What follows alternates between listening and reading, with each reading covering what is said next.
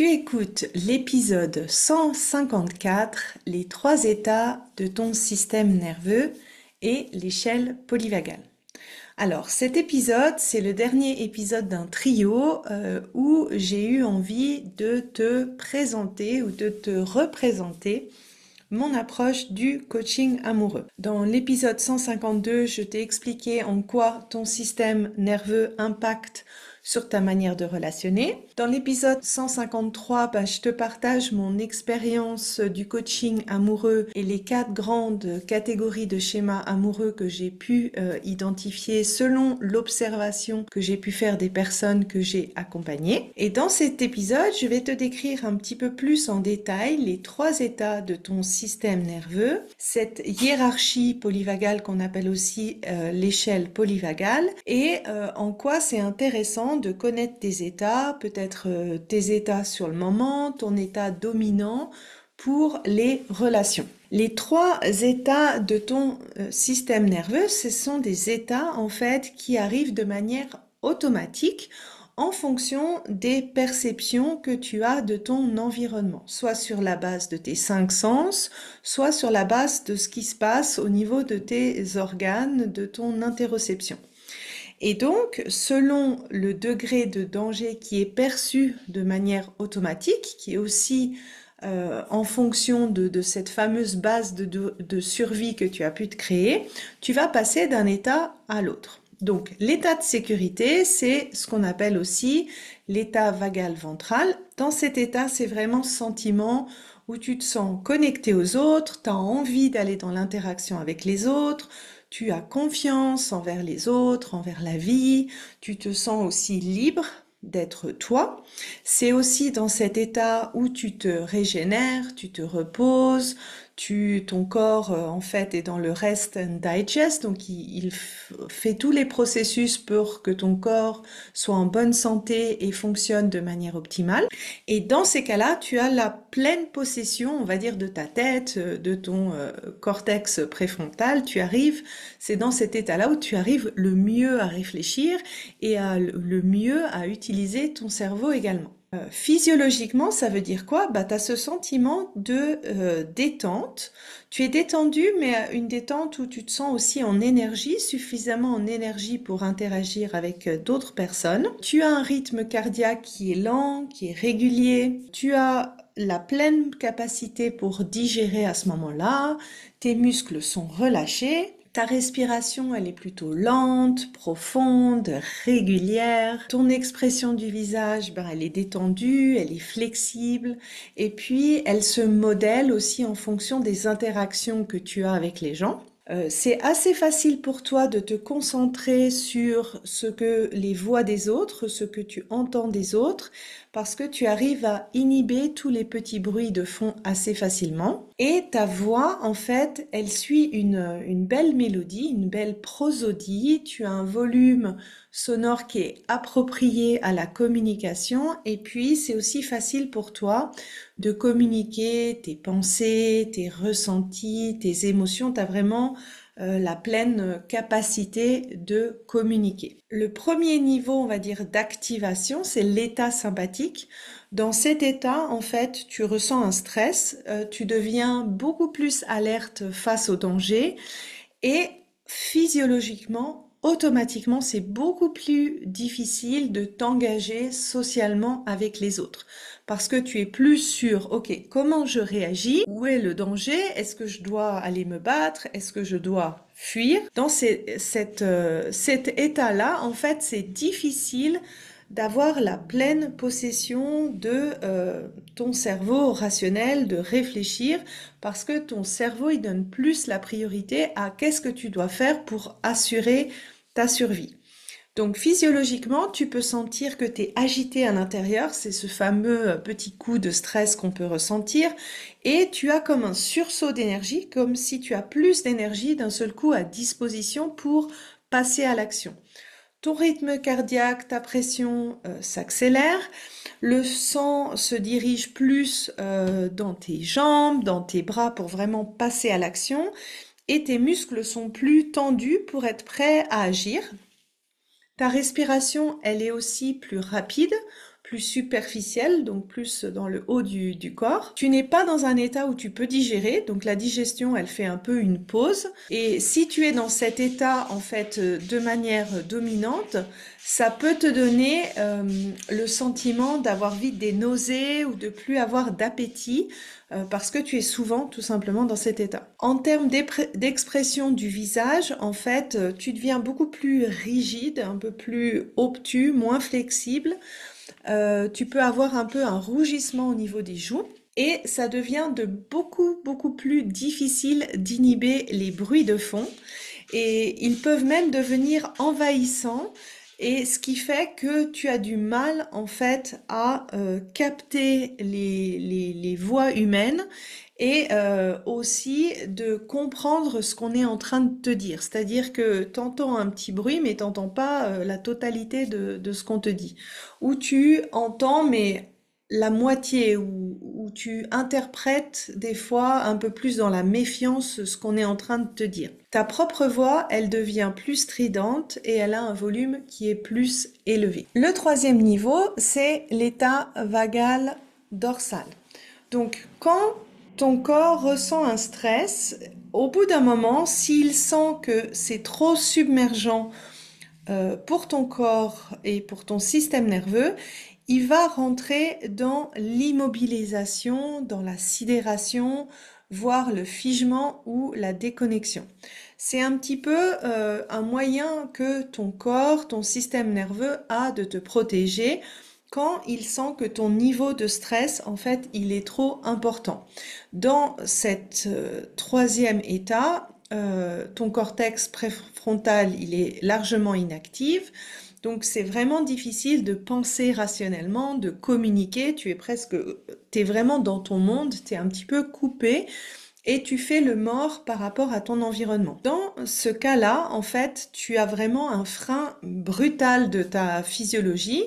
Donc, ton énergie, elle est faible, elle est au minimum, tu peux te sentir épuisé. Et si c'est un état dans lequel tu es souvent, tu as ce sentiment d'être tout le temps fatigué ou d'être tout le temps au bout de tes batteries et de pas arriver à te régénérer. Ta respiration, elle est lente, elle est superficielle, elle est irrégulière. Ton rythme cardiaque aussi ralentit. Si c'est un état extrême, c'est ce qu'on appelle le malaise vagal. Tu as plus de mal à maîtriser ta vessie et tes intestins. Donc ça, c'est, on va dire, l'aspect extrême, mais ça peut être aussi le côté j'ai besoin d'aller faire le pipi de stress. Tu peux avoir ton visage qui est assez inexpressif et pâle. Et tu ne réagis plus trop au bruit environnement. En fait, c'est comme si tu te mets dans ta bulle et ça peut être particulièrement difficile pour toi de d'entendre ou de réceptionner les tentatives d'entrer en communication avec toi. En fait, c'est comme si elles viennent mais que ça rentre pas en toi. Ta voix, elle est plus monotone, elle a un volume comme ça, plus bas, plus tranquille, vraiment éteint. Donc ça, c'est les trois états. Et en fait, pourquoi j'ai fait cet épisode? Parce que souvent on se dit, oh là là, mon Dieu, je suis dans l'état sympathique ou je suis dans l'état vagal dorsal, c'est grave. Eh bien, ma réponse, c'est non. Un système nerveux régulé, pardon, c'est un système où tu passes assez souvent dans ces trois états, ce qui indique en fait que ton système nerveux il est régulé, c'est que tu arrives à retourner assez facilement sans forcément faire quelque chose de spécial à ton état de sécurité. Donc ça veut pas dire que tu dois être toujours sereine, que tu dois jamais être activée, que tu dois jamais être figée. Typiquement, pour t'endormir, tu as besoin d'avoir ton état vagal ventral et un peu de ton état dorsal pour pouvoir aller dans le sommeil. Quand tu fais des activités, que tu as besoin de faire des choses, tu as besoin d'avoir un peu ton état sympathique avec ton état ventral pour arriver à faire les choses sans totalement paniquer, exploser. Donc ces états, ce sont des choses qui sont saines et importantes pour que tu arrives à faire ça face à toutes les différentes situations que tu as dans ta vie. L'idée, c'est d'avoir une marge de tolérance suffisamment grande pour faire face à ce qui t'arrive et d'avoir cette capacité de passer facilement d'un état à l'autre et de revenir facilement à cet état de sécurité. Si par contre, tu as le sentiment que c'est assez extrême ces changements d'état pour toi, que tu te sens vite dans un état sympathique et que c'est assez fort, ou que tu vas très vite dans ton état dorsal et que tu as extrêmement du mal à revenir à ce sentiment de sécurité, tout ça, c'est des indicateurs que ton système nerveux, il est plutôt dérégulé. Donc, si tu veux en apprendre plus à ce sujet, je t'invite à écouter l'épisode 121 où je te donne mes conseils sur la régulation de ton système nerveux et je t'explique également la différence entre qu'est-ce que c'est que réguler son système nerveux et qu'est-ce que c'est que déprogrammer certains événements qui ont un impact sur ton système nerveux. Tu peux également regarder mon webinaire gratuit que j'ai intitulé Comment se libérer des schémas amoureux pour être heureux en amour. Tu peux y accéder sur mon site sur sandykaufman.ch/fr/passé. Maintenant, l'ordre par lequel tu passes d'un état à l'autre, cet ordre-là, il est aussi défini et prévisible. Par exemple, si tu es dans l'état vagal dorsal, pour revenir à ton état de sécurité, tu es obligé de passer par l'état sympathique avant de pouvoir revenir à cet état vagal ventral. Si tu l'as déjà expérimenté par toi-même, si tu as eu un choc et que ça t'a totalement bloqué, quand le choc est passé, souvent tu peux sentir comme une espèce d'agitation qui vient une fois que le danger est passé. Ben ça, c'est vraiment l'indicateur que tu passes au sympathique avant de retourner à ton état de sécurité.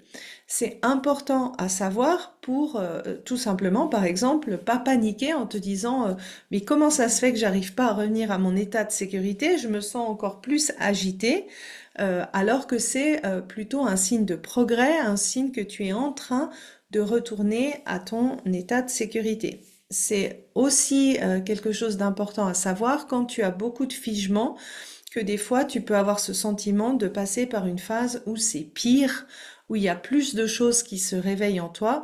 Ça, c'est aussi quelque chose qui est tout à fait normal. Bien sûr, veiller au dosage pour pouvoir processer au fur et à mesure toutes les choses qui sortent en toi. Pour les personnes qui ont un système nerveux qui est plus dérégulé, tu peux avoir le sentiment que tu passes très vite, très intensément d'un état à l'autre, où tu peux presque avoir de la difficulté à ressentir les états par lesquels tu passes. C'est-à-dire que tu vas très vite dans l'immobilisation et que tu n'as pas eu le temps de sentir que tu étais avant dans l'état sympathique. Ça, c'est tout à fait normal et c'est souvent le signe d'un système nerveux qui est dérégulé. Alors, pourquoi prendre conscience de tes états, c'est important?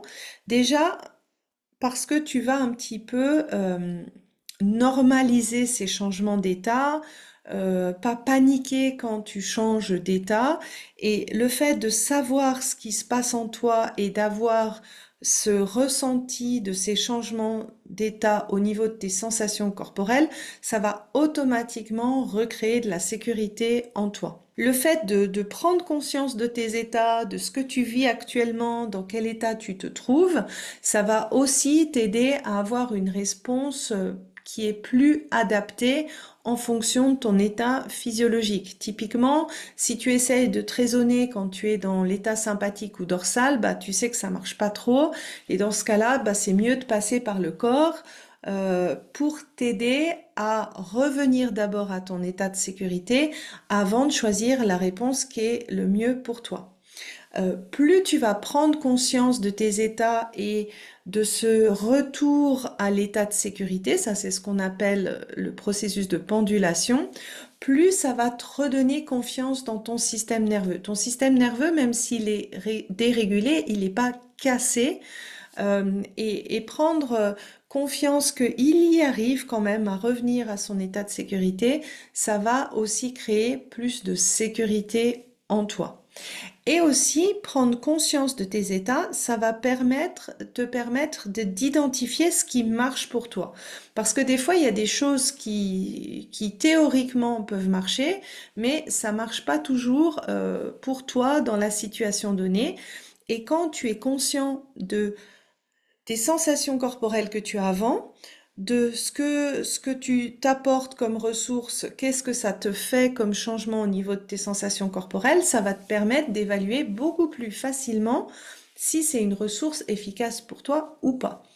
Si tu veux approfondir ça, c'est-à-dire de ressentir tes sensations corporelles et aussi voir les ressources qui t'aident, je t'invite à écouter l'épisode 62 sur les feuilles de route de la théorie polyvagale. Ce qui est aussi intéressant, c'est de prendre conscience de ton état dominant, c'est-à-dire de l'état où tu passes le plus de temps au cours de ta journée, au cours de ta semaine, parce que ça va t'aider vraiment à comprendre un petit peu quelle est ta perception par défaut du monde et des situations. Et arriver à comprendre cette perception par défaut et puis la perception que tu peux avoir dans certaines situations, c'est ça qui va t'aider dans les relations, plus particulièrement à distinguer les faits, distinguer ce qui t'active, comment ça t'active, savoir ce que tu as besoin en fait pour te soutenir dans cette activation-là et choisir la réponse la plus adaptée pour toi. Bien sûr, si tu veux aller plus loin, si tu veux commencer à mettre en place ce changement de trouver des réponses plus adaptées, eh bien, tu peux soit acheter mon livre S'ouvrir à l'amour qui va te permettre d'identifier tous ces mécanismes qui s'activent dans tes relations et qu'est-ce que tu peux faire pour avoir plus de sécurité et te sentir un petit peu plus au pouvoir de pouvoir changer la situation dans tes relations. Et si tu es prêt ou prête à entamer ce travail de fond et notamment à travailler ce qui a pu impacter ta manière de percevoir tes relations, à ce moment-là, le programme qu'il te faut, c'est le programme S'ouvrir à l'amour. Donc voilà, j'espère que cet épisode t'a plu et on se retrouve la semaine prochaine.